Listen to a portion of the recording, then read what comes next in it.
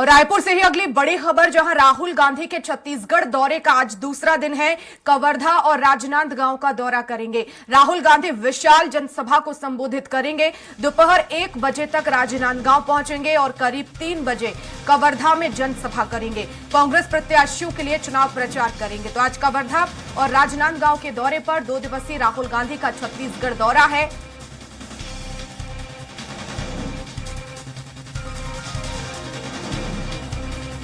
और हेमंत हमारे साथ लगातार बने हुए हैं। हेमंत, राहुल गांधी भी राजनांदगांव और कवर्धा में आज रहने वाले हैं।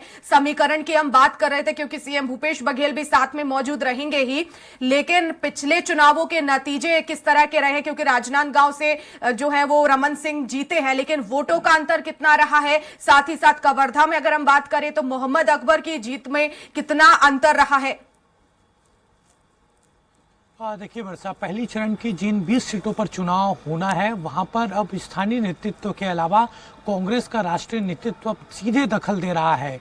कुछ दिन पहले अलग अलग राष्ट्रीय नेताओं का दौरा हुआ, अलग अलग बूथों में, अलग अलग विधानसभाओं में जिम्मेदारी दी गई है कांग्रेस के राष्ट्रीय नेताओं को, चाहे वो राष्ट्रीय प्रवक्ता हो या संगठन में काम करने वाले नेता हो। लेकिन अब सीधे तौर पर कमान राहुल गांधी, जो कांग्रेस के पूर्व अध्यक्ष हैं, उन्होंने संभाली हुई है। कल वो 2 दिन के छत्तीसगढ़ दौरे पर रायपुर पहुंचे थे। मैंने पहले ही जिस तरीके से बताया कि फरसगांव और उसके बाद भानु प्रतापपुर, कांकेर जिले का भानु प्रतापपुर, वहाँ पर आम सभाएं राहुल गांधी को हुई थी। कई बड़ा ऐलान वहाँ पर हुआ था। और आज जिन 2 जगहों पर राहुल गांधी की आम सभा होनी है, चुनावी सभा को संबोधित करेंगे, वो काफ़ी महत्वपूर्ण है कांग्रेस के लिए। राजनांदगांव में डॉक्टर रमन सिंह वर्सेस गिरीश देवांगन का मुकाबला हो रहा है और वहाँ पर एक तरीके से कांग्रेस के लिए दोहरी चुनौती है। एक चुनौती यह है कि डॉक्टर रमन सिंह के किले को किस तरीके से ध्वस्त किया जाए, और दूसरी चुनौती कि वहां पर गिरीश देवांगन, चूंकि बाहरी होने का आरोप लगातार उन पर लग रहा था, कि किस तरीके से वो वहां पर अपने पक्ष में माहौल बना पाते हैं। ये दोहरी चुनौती वहां पर जरूर है। लेकिन जिस तरीके से खबरें आ रही है वहां पर ये कहा जा रहा है, स्थानीय जो पत्रकार हैं वो भी इस बात को कह रहे हैं कि इस बार डॉक्टर रमन सिंह के लिए आसान नहीं होने वाला है, क्योंकि एक तरीके से गिरीश देवांगन का चेहरा मुख्यमंत्री भूपेश बघेल का चेहरा है। वहां पर यह कहा जाने लगा है कि गिरीश देवांगन चुनाव नहीं लड़ रहे हैं, बल्कि भूपेश बघेल वहां पर चुनाव लड़ रहे हैं, और इसीलिए डॉक्टर रमन सिंह के सामने गिरीश देवांगन को उतारा गया था। तो समीकरण जो है वो कांग्रेस के फिलहाल पक्ष में नहीं है। राजनांदगांव को अगर पिछले 3 बार के विधानसभा चुनाव को देखा जाए तो लगातार एक अच्छी लीड के साथ डॉक्टर रमन सिंह वहां से चुनाव जीतते रहे।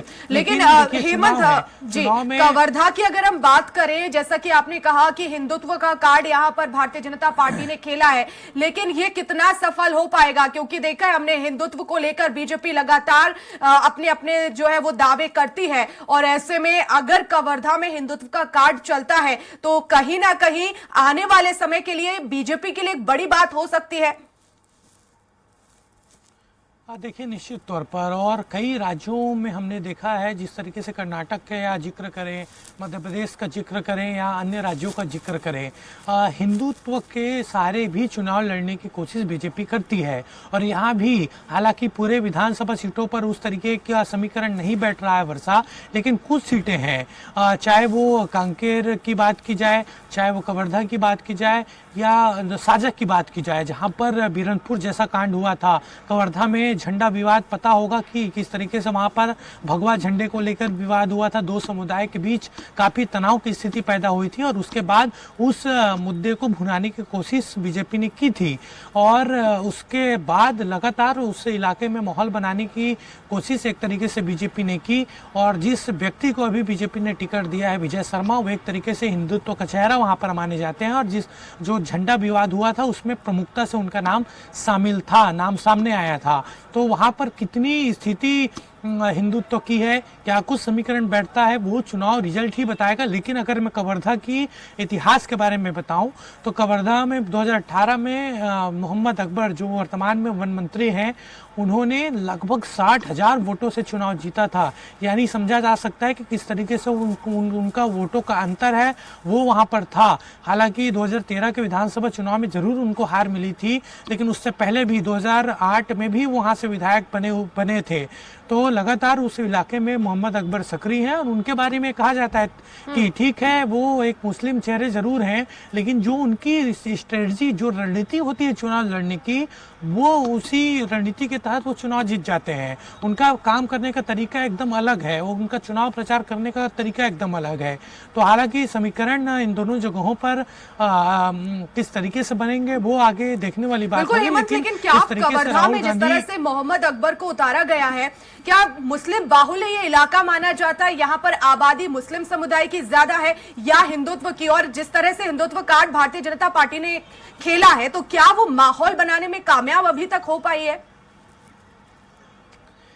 देखिए वर्षा, कवर्धा एक सामान्य सीट है और वहाँ पर मुस्लिम समाज की जो बहुलता है वो उतनी ज़्यादा नहीं है कवर्धा के। अगर विधानसभा की बात की जाए तो 20% के आसपास वहाँ पर मुस्लिम मतदाता हैं और बाकी 80% हिंदू समाज। लेकिन उसके बावजूद आप सोचिए कि मोहम्मद अकबर पिछले विधानसभा चुनाव 60,000 वोटों से जीते, यानी उनकी जो रणनीति है, उनकी जो खासियत है वो वहाँ पर दिखाई देती है। बीजेपी कोशिश वहाँ पर कर रही है, जो प्रत्याशी हैं विजय शर्मा वो भी लगातार अलग अलग इलाकों में जाकर हिंदुत्व की बात रख रहे हैं, मुद्दे वहां पर रख रहे हैं। और देखिए जब नामांकन रैली हुई थी विजय शर्मा की, किसको बुलाया गया था? असम के मुख्यमंत्री हिमंता बिश्व शर्मा, जो हिंदुत्व को लेकर काफी मुखर रहते हैं, खासतौर पर कांग्रेस को लेकर काफी निशाना वो साधते नजर आते हैं, वो उनकी नामांकन रैली में शामिल हुए थे। ये कहा जा रहा है कि जल्द ही योगी आदित्यनाथ बिल्कुल, तो दोनों सीटें हेमंत यहाँ हाई प्रोफाइल हो जाती हैं, लेकिन 3 दिसंबर के नतीजे बताएंगे कि यहाँ पर जिस तरह से हिंदुत्व का कार्ड खेला गया, हाई प्रोफाइल सीट वहां पर राजनांदगांव की, अब देखना होगा कि क्या कामयाब यहां पर दोनों ही पार्टी हो पाएंगी। बने रहिएगा, खबरों पर आगे भी अपडेट्स लेंगे।